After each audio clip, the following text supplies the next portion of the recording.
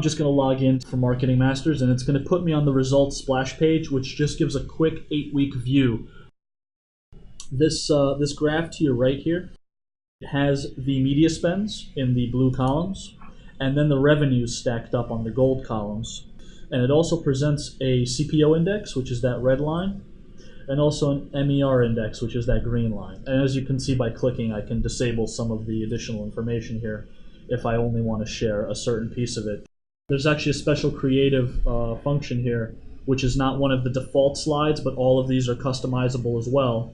I can go up here into the options for which widgets I want to be looking at, and I could bring in my creative summary widget for CPO indexes, and then just keep my overall one here as well. I'll click done, and I'll get those 2 new summaries onto the page. And this one on the right here is actually each creative against each other by week.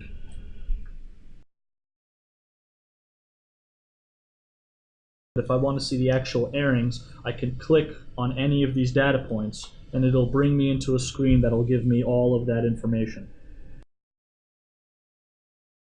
One of the pieces of our ETL function is actually we take all of the variants that the different agencies use for their stations. So some of them for biography would use BIO, some of them would use BIOC, etc. And we actually standardize those into one solitary format.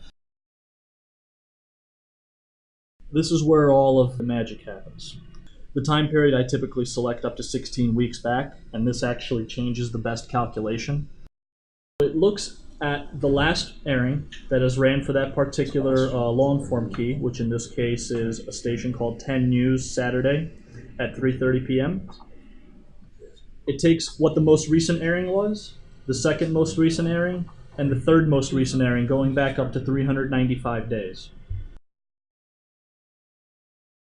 So let me show you how to actually see your lowest performing media. The greatest media that we have booked right now is on WWOR Saturdays, and it has an index of 9. That is 91 points under goal. There's 3 airings booked out there. They're all at about 6,500 each, and it's totaling about 14K. So you can actually open up the best index and see that back in February it performed at a 9. And that's the only airing you have out there, and right now you have 3 more that are about to be bought. So this is something that you would want to move out of ASAP. Another good scale that we have that's quickly digestible is PAT and DET. PAT stands for poor airing tolerance. It pretty much gives you a number of how many times this particular Lifetime Wednesday at 6A has failed in the past 16 weeks. It's failed 4 times, and detection is the exact opposite. How many times has it succeeded? 0. It's only ever failed every time you've ran it in the past 16 weeks, and it's never been successful. And yet there are still 2 airings out there for about $8,000 altogether. Let me show you something that's a little bit more uplifting than the sells. I'm going to show you the buys. And it's really easy to find opportunities moving forward.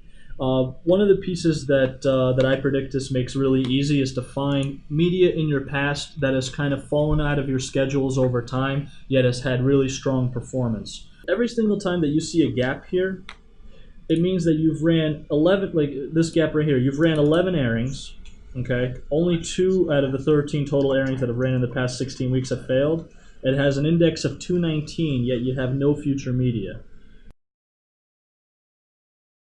Now, everything is also, again, revisable here as well. You could take it down to a single campaign that you're running out there. You could take it down to only CNBCs, only USAs if you want to do particular buys. That's something that you could easily pull into this data set as well, doing the different refine options.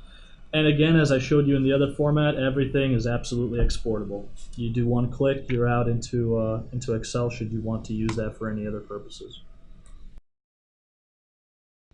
Now, one of the last pieces that we have in here is actually a quick health view of what the system looks like. So if you were to open up the snapshot, this brings in your entire media schedule and also what bucket each airing in that schedule fits into: buy, evaluate, sell, and test. And right now, just doing a quick health scan, you could see that it's pretty good, being that your greens, your buys, are the highest in the upcoming 3 weeks. But you do also have a pretty heavy reliance on test media that has not had any kind of past performance, and you do have about 65, 75K worth of cells that you need to work on in order to optimize the schedule better. So I'm going to go into the long form best detail again, and I come in here and I make a bunch of actions. So I say, let's buy this.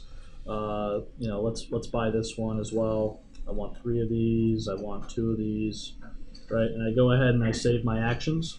Lisa can then come in and review all of the saved actions that day, and she would just filter by all of the buy saved or all of the sell saved, which are 2 separate filters. And she would see that being that I was logged in as Pestrikov, which is me, saved this particular airing and this particular airing.